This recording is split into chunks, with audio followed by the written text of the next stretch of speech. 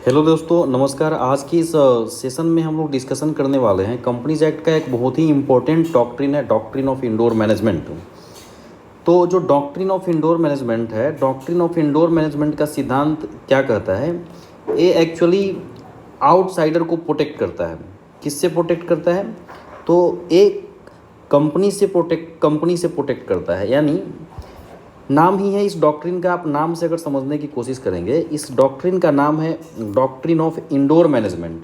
ठीक है, तो हमने कहा कि ये डॉक्ट्रिन आउटसाइडर्स को प्रोटेक्ट करता है। ठीक है, the doctrine protect the outsider, ठीक है, फ्रॉम द कंपनी। कैसे प्रोटेक्ट करता है ये डॉक्ट्रिन? क्या कहता है? इसके सिद्धांत क्या है?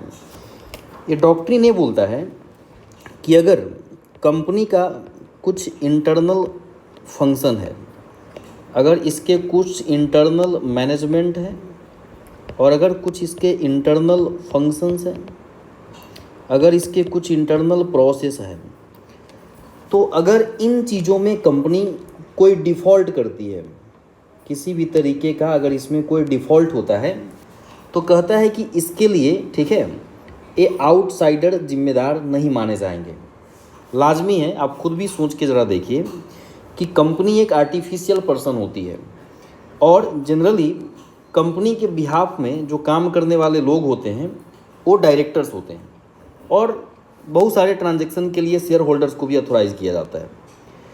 तो अगर कोई काम कंपनी को करना था और कंपनी के बिहाफ में अगर कोई काम इसके डायरेक्टर्स को करना था और अगर वो काम ठीक से नहीं किया गया, अगर उसमें कुछ डिफ़ॉल्ट किया गया, तो उस डिफ़ॉल्ट के लिए आउटसाइडर को जिम्मेदार नहीं माना जाएगा।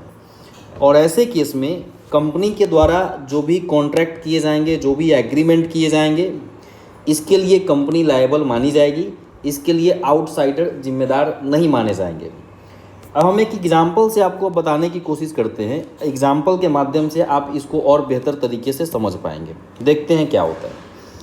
फॉर एग्जाम्पल, XYZ लिमिटेड एक कंपनी है और इधर हम एक पंजाब नेशनल बैंक का एग्जांपल लेते हैं। पंजाब नेशनल बैंक है। XYZ लिमिटेड को, ठीक है, 1 करोड़ का लोन लेना है।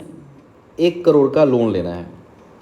इस कंपनी के आर्टिकल्स ऑफ एसोसिएशन में ये लिखा हुआ है कि ये कंपनी 1 करोड़ का लोन ले सकती है, लेकिन इस लोन को लेने के लिए कंपनी को स्पेशल रिजोल्यूशन पास करना पड़ेगा। क्या लिखा हुआ है कि कंपनी लोन तो ले सकती है, लेकिन लोन लेने से पहले स्पेशल रिजोल्यूशन पास करने पड़ेंगे। अब स्पेशल रिजोल्यूशन कंपनीज एक्ट के अकॉर्डिंग आप जानते हैं कि जितना भी वोटिंग अगेंस्ट में होता है उसका 3 टाइम्स फेवर में होना चाहिए। अब क्या हुआ कि XYZ प्राइवेट लिमिटेड ने पंजाब नेशनल बैंक को अप्रोच किया, इनके कंसर्न अधिकारियों से मिला और जो भी फाइनेंशियल इनके रिकॉर्ड से इन्होंने दिया, पंजाब नेशनल बैंक ने स्पेशल रिजोल्यूशन की कॉपी मांगी, क्योंकि उस कंपनी के आर्टिकल्स ऑफ एसोसिएशन में लिखा हुआ था कि 1 करोड़ का लोन तभी दिया जा सकता है जब स्पेशल रिजोल्यूशन पास किए जाएंगे।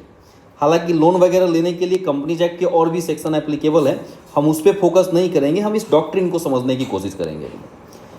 तो क्योंकि कंपनी के आर्टिकल्स ऑफ एसोसिएशन में स्पेशल रिजोल्यूशन का पास किया जाना जरूरी था, इसलिए ऐसे केस में हमें ध्यान रखना पड़ेगा कि कंपनी के द्वारा स्पेशल रिजोल्यूशन सही तरीके से पास किए जाने चाहिए।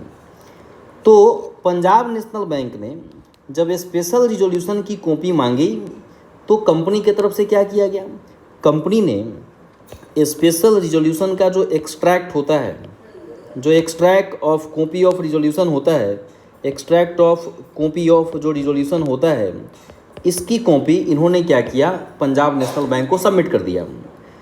पंजाब नेशनल बैंक के पास जब स्पेशल रिजोल्यूशन की कॉपी आ गई, इससे पंजाब नेशनल बैंक आश्वस्त हो गया कि कंपनी के द्वारा शेयर होल्डर की मीटिंग की गई होगी और उसी में ये स्पेशल रिजोल्यूशन पास किया गया होगा। अब बाद में क्या होता है?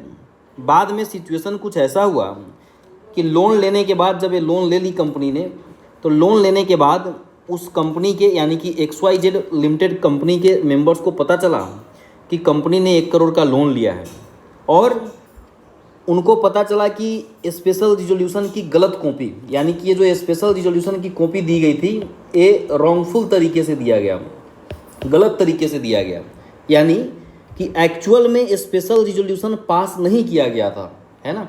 एक्चुअल में अगर देखा जाए तो ये स्पेशल रिजोल्यूशन पास नहीं किया गया था, बट फिर भी कंपनी की तरफ से स्पेशल रिजोल्यूशन की एक्सट्रैक्ट बना करके क्या किया गया, इस बैंक को दिया गया। तो इस डॉक्ट्रिन का सिद्धांत यही कहता है कि स्पेशल रिजोल्यूशन पास कराना कंपनी का काम था, ये पंजाब नेशनल बैंक का यानी कि आउटसाइडर का काम नहीं है।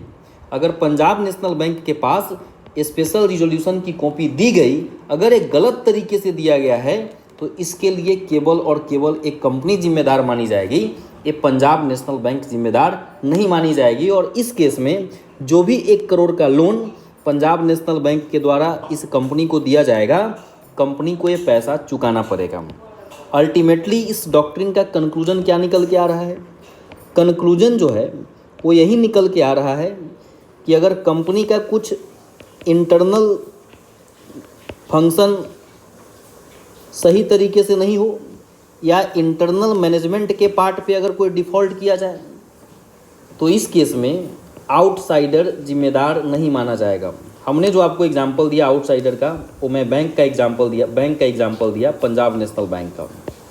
यानी कि इस केस में जो 1 करोड़ का लोन दिया गया था, वो 1 crore loan XYZ limited company को चुकाना पड़ेगा। यानी कि कंपनी ये नहीं बोल सकती है कि स्पेशल रिजोल्यूशन की कॉपी गलत तरीके से दी गई थी और इसके वजह से कंपनी पे लायबिलिटी इम्पोज नहीं होगा।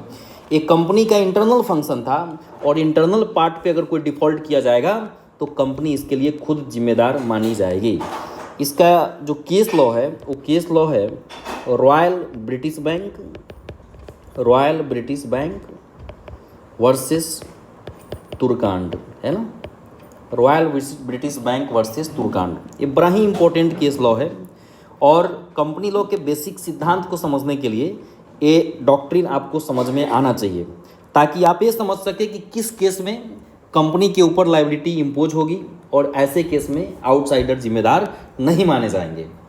जबकि इस डॉक्ट्रिन का ठीक अपोजिट डॉक्ट्रिन है डॉक्ट्रिन ऑफ कंस्ट्रक्टिव नोटिस, जो कि मैंने पीछे बताया भी है, फिर मैं आगे के सेशन में उसको भी बताने की कोशिश करूँगा। डॉक्ट्रिन ऑफ कंस्ट्रक्टिव नोटिस जो है वो आउटसाइडर को प्रोटेक्ट नहीं करता है, वो कंपनी को प्रोटेक्ट करता है, ठीक है। तो उसके बारे में हम आगे चर्चा करेंगे। Thank you so much. I hope so कि आपको ये समझ में आया होगा। आगे आने वाले अपडेट के लिए अभी तक अगर आपने मेरे यूट्यूब चैनल को सब्सक्राइब नहीं किया है तो मैं रिक्वेस्ट करता हूं कि मेरे यूट्यूब चैनल को सब्सक्राइब करें, ताकि आपको फाइनेंस अकाउंट से संबंधित जानकारी और लॉ से संबंधित जानकारी समय समय पे मिलती रहे। Thank you.